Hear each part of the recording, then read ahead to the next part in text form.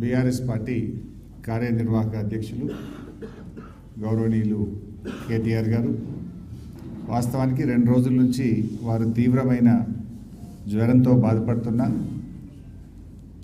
వారు ఈరోజు ఈ కార్యక్రమం యొక్క ప్రాధాన్యతని గుర్తించి ఎంతో ఓపిక చేసుకొని వచ్చారు. వారికి ధన్యవాదాలు.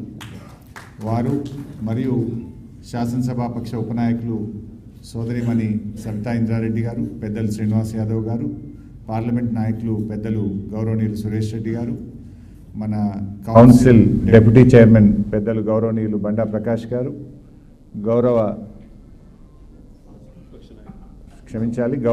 ప్రతిపక్ష నాయకులు పెద్దలు మధుసూదనాచారి గారు, గౌరవనీయులు శాసన మండలి సభ్యులు, శాసనసభ్యులు, పార్లమెంట్ సభ్యులు, పార్టీ సీనియర్ నాయకులు, మాజీ మంత్రివర్యులు, మీడియా మిత్రులు, ప్రతి ఒక్కరికి పేరు పేరున హృదయపూర్వకంగా నమస్కారం తెలియజేస్తూ, కేటీఆర్ గారు ప్రారంభంలోనే వారు స్పష్టంగా చెప్పారు. శాసనసభ నడిపిన తీరు, రేవంత్ రెడ్డి గారి వ్యవహార శైలి చాలా స్పష్టంగా వివరించారు. నేను మధ్యలో ముందుకు పోయినప్పుడు కూడా చెప్తాను. ముఖ్యంగా నిన్న శాసనసభ చూస్తే కాంగ్రెస్ పార్టీ తన ద్రోహాలను, వైఫల్యాలను కప్పిపుచ్చుకోవడానికి ఉత్తమ్ కుమార్ రెడ్డి గారు కట్టుకథలను, రేవంత్ రెడ్డి గారు పిట్ట కథలను చెప్పేటువంటి ప్రయత్నం చేశారు.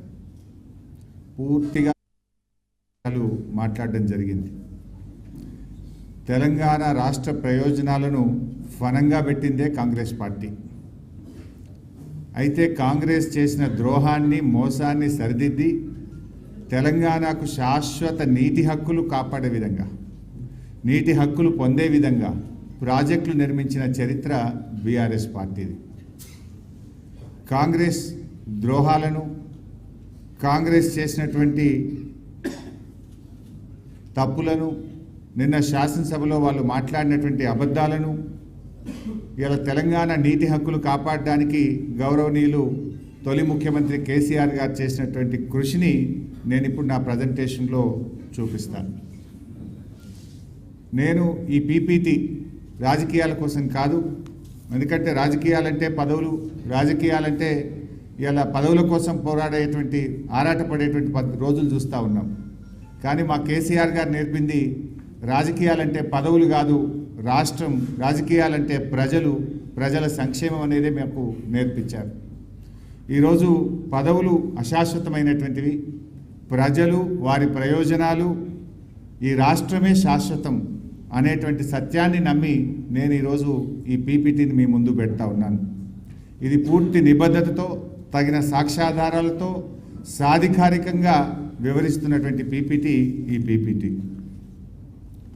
మరి ఈరోజు అసలు తెలంగాణ రాష్ట్రం ఆనాడు 1956 కంటే ముందు హైదరాబాద్ రాష్ట్రంగా తెలంగాణ ఉండేది. ఉన్న రాష్ట్రాన్ని ఆంధ్రప్రదేశ్తో కలిపిన పార్టీయే కాంగ్రెస్ పార్టీ. మొదటి ఎస్ఆర్సి తెలంగాణను సొంత రాష్ట్రంగా ఉంచాలని ఫజల్ అలీ కమిషన్ స్పష్టంగా చెప్పినా కూడా ఆనాడు తెలంగాణను ఆంధ్రప్రదేశ్లో కలిపి మరణ శాసనం రాసిన పార్టీ కాంగ్రెస్ పార్టీ. 1969 తెలంగాణ తొలి ఉద్యమంలో 369 మందిని కాల్చి చంపిన పార్టీ కాంగ్రెస్ పార్టీ. ఆనాడు ఫజల్ అలీ కమిషన్ వద్దనంగా కూడా బలవంతంగా ఆంధ్రప్రదేశ్తో కలుపుతుంటే సిటీ కాలేజీలో పోరాటం చేస్తే సిటీ కాలేజీలో ఫైరింగ్ జరిపి విద్యార్థులను పొట్టన పెట్టుకున్న పార్టీ కాంగ్రెస్ పార్టీ. మలిదశ ఉద్యమంలో ఇచ్చిన తెలంగాణ వెనక్కు తీసుకొని వందలాది మంది యువకులను పొట్టన పెట్టుకున్న పార్టీ కాంగ్రెస్ పార్టీ. ఆనాడు ఫజల్ అలీ కమిషన్ రాష్ట్రాన్ని కలపొద్దని చెప్తూనే ఒకవేళ కలిపితే 174 టీఎంసీల నీటి వినియోగం లక్ష్యంగా అప్పర్ కృష్ణ, తుంగభద్ర ఎడమ కాలువ, భీమా వంటి ప్రాజెక్టులను రద్దు చేయొద్దని, ఆ ప్రాజెక్టులను కొనసాగించాలని చాలా స్పష్టంగా ఫజల్ అలీ కమిషన్ రికమెండ్ చేస్తే ఆనాడు ఆ ప్రాజెక్టులను రద్దు చేసి పాలమూరు జిల్లాలను వలసల జిల్లాగా మార్చింది కాంగ్రెస్ పార్టీ. ఇలా పాలమూరు వలసలకు కారణమే కాంగ్రెస్ పార్టీ. హైదరాబాద్ సొంత రాష్ట్రంగా ఉండుంటే ఆ ప్రాజెక్టులు పూర్తయి ఉంటుండే నల్లగొండ ఫ్లోరైడ్ బాధలు తీరు, పాలమూరుకు వలసల బాధలు తప్పేటి. ఇవాళ కలపడం ఒక పెద్ద తప్పు, కలిపిన తర్వాత ఆ ప్రాజెక్టులను రద్దు చేసి పాలమూరు నల్లగొండ జిల్లాలకు మరణ శాసనం రాసిందే ఈరోజు కాంగ్రెస్ పార్టీ.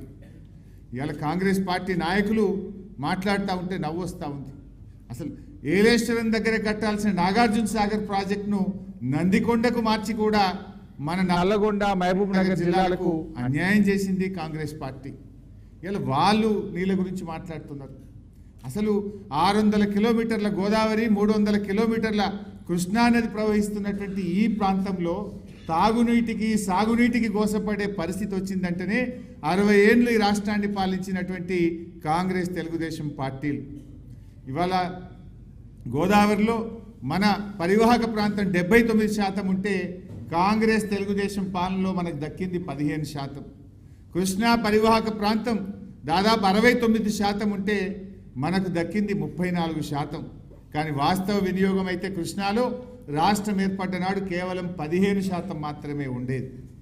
ఈ రకంగా కాంగ్రెస్ పార్టీ అసలు రాష్ట్ర విభజనలో కూడా సెక్షన్ 84ను పెట్టి నీళ్ళ పంపకాలు చేయాలని చెప్పి మనకు అన్యాయం చేసింది కూడా కాంగ్రెస్ పార్టీయే.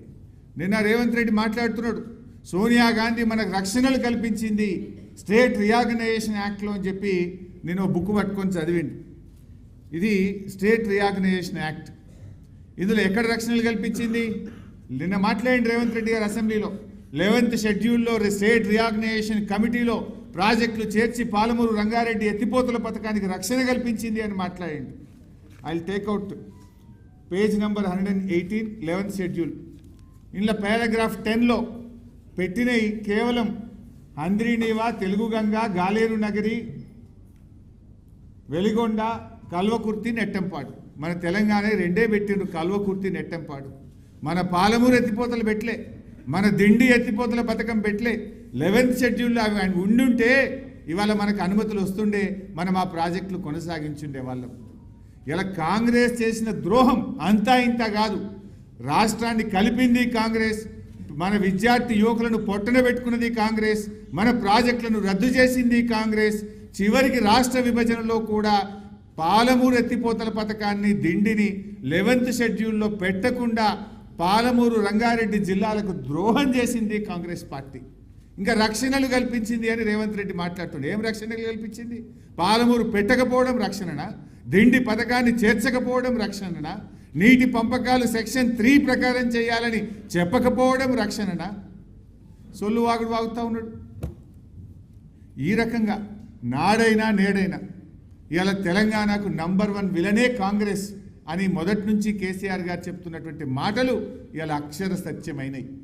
నాడు అట్ల ద్రోహం చేస్తే రేవంత్ రెడ్డి ప్రభుత్వం వచ్చిన 2 ఏళ్లలోనే కృష్ణా ప్రాజెక్టులు కేఆర్ఎంబీకి అప్పచెప్పితామంటారు. కృష్ణా నదీ జలాల్లో అతి తక్కువ వినియోగం చేస్తారు. ఇప్పుడు మళ్ళీ గోదావరి బనకచెర్ల ప్రాజెక్టుకు లోపాయికారికంగా ఒప్పందం చేసుకుంటారు. అంటే మొదటి నుంచి కూడా తెలంగాణకు ద్రోహం చేసిన పార్టీ ఏదన్నా ఉందంటే అది కాంగ్రెస్ పార్టీ. 10 ఏళ్ళు కష్టపడి అపర భగీరథుల్లా కేసీఆర్ గారు నిర్మించిన ప్రాజెక్టులను ఇలా కుట్రపూరితంగా నిర్లక్ష్యం చేస్తున్నారు. కాళేశ్వరంపై కక్షగట్టినరు, పాలమూరు మీద పగబట్టినరు.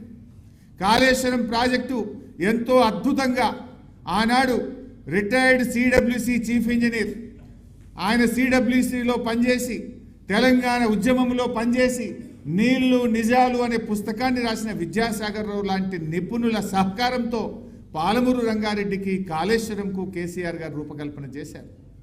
ఇవాళ అంత గొప్పగా రూపకల్పన చేస్తే ఇవాళ 2 పిల్లర్లు గుంగిపోతే మొత్తం కాళేశ్వరాన్నే పండబెట్టినవే.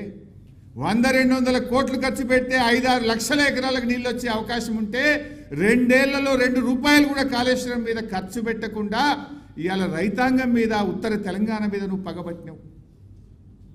ఇవాళ మొన్న మేడిగడ్డ బ్యారేజ్ లేకపోయినా నది ప్రవాహం నుంచి కూడా కన్నెపల్లి పంప్ హౌస్ను నడిపి ఈ నిమిషం ఈ రోజు కూడా నీళ్లు తెచ్చే అవకాశం ఉన్నా కావాలనే కాళేశ్వరం మీద కక్షగట్టి ఈరోజు పండబెడతా ఉన్నావు. పాలమూరు ఎత్తిపోతల పథకం ఆనాడు కేసీఆర్ గారు, రిటైర్డ్ సిడబ్ల్యూసి చీఫ్ ఇంజనీర్, ఈ రాష్ట్ర ప్రభుత్వ సలహాదారుడుగా ఉన్న విద్యాసాగర్ రావు గారు శ్రీశైలం సోర్స్గా మన రాష్ట్రానికి మేలు జరుగుతుందని పాలమూరు ప్రాజెక్టు కడితే 2 సంవత్సరాల నుంచి గా ప్యాకేజ్ 3లో ఉన్న బుడ్డ కాలువ పూర్తి చేస్తే ఈ సంవత్సరం 50 టీఎంసీల నీళ్లు నిలుపుకునే అవకాశాన్ని నువ్వు ఇలా కాలరాసినవు, పాలమూరు మీద పగబట్టినవు.